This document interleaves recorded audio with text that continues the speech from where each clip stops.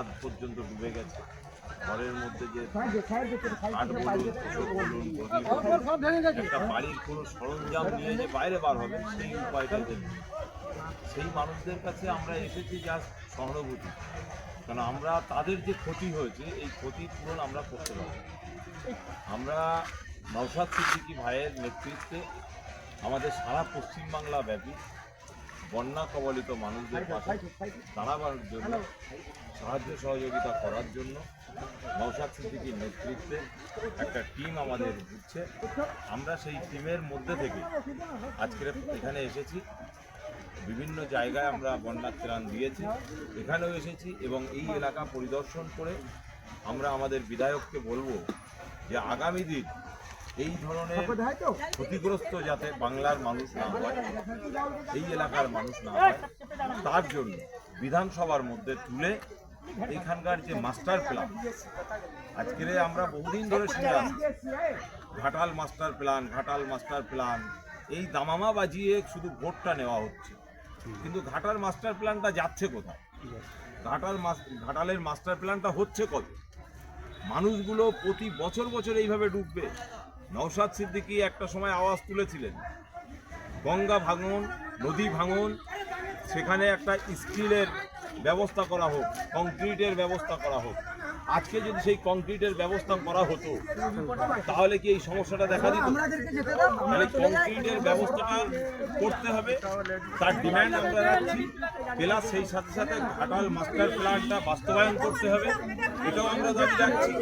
আর এইখানে যত মানুষ বন্যা কবলিত, যত মানুষ ক্ষতিগ্রস্ত, প্রত্যেকের ক্ষতিপূরণের ব্যবস্থা করতে হবে। আজকে আমরা বিভিন্ন ত্রাণ সামগ্রী নিয়ে এসেছি, কিন্তু আগামী দিন আরও ভাইদের পাশে দাঁড়ানোর জন্য যে কাজগুলো করার সেগুলো আমরা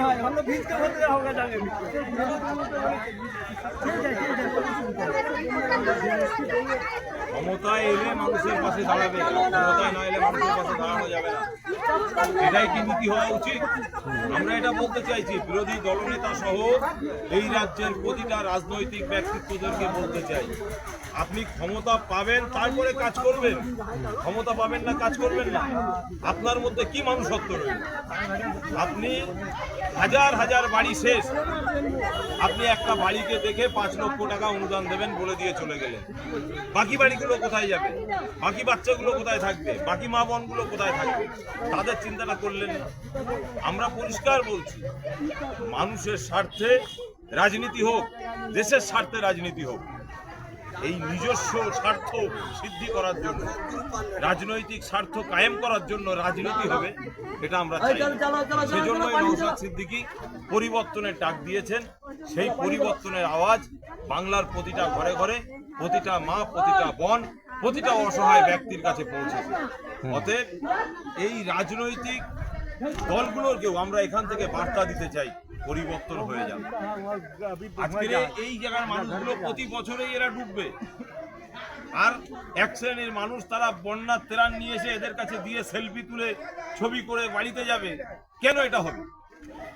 এটা আমরা চাই না। আমরা চাই কংক্রিটের বাঁধ হোক, যে বাঁধের মাধ্যমে সারাটা জীবন যেন এই এলাকায় কোনো বন্যায় কবলিত না হয়, ক্ষতিগ্রস্ত না হয়, প্রতিটা মা, প্রতিটা বোন, প্রতিটা ভাই সুরক্ষিত থাকে, এটা আমরা চাই।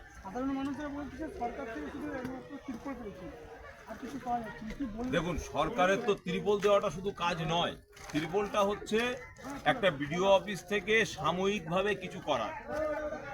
সরকারের যেটা পারত, যেটা করতে পারতেন এখানকার এমপি সাহেবরা, যেটা করতে পারতেন, এই জায়গাটার যে বাঁধ, এই বাঁধটাকে যদি কংক্রিট করতে পারতেন, বিধানসভাতে, লোকসভাতে আওয়াজ তুলে সেখান থেকে ছিনিয়ে এনে, এগুলো কেন্দ্র সরকারের প্রজেক্ট, রাজ্য সরকারের প্রজেক্ট, এক একটা প্রজেক্টের মাধ্যম দিয়ে এগুলোকে করতে পারতেন।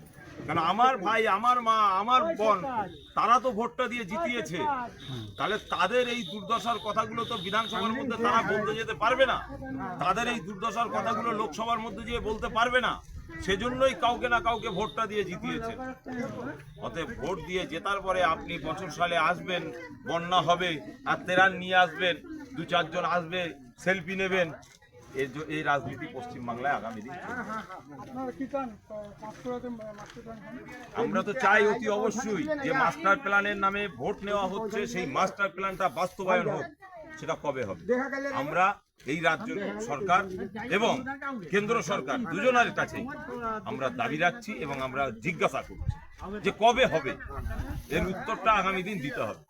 আমি এই এলাকার মানুষদেরকে বলবো, আপনারা যাদেরকে ভোট দিয়ে জিতিয়েছেন তারা এলে তাদেরকে নম্র ভদ্রতার সঙ্গে নাস্তা পানি দিয়ে চা পানি খাইয়ে জিজ্ঞাসা করুন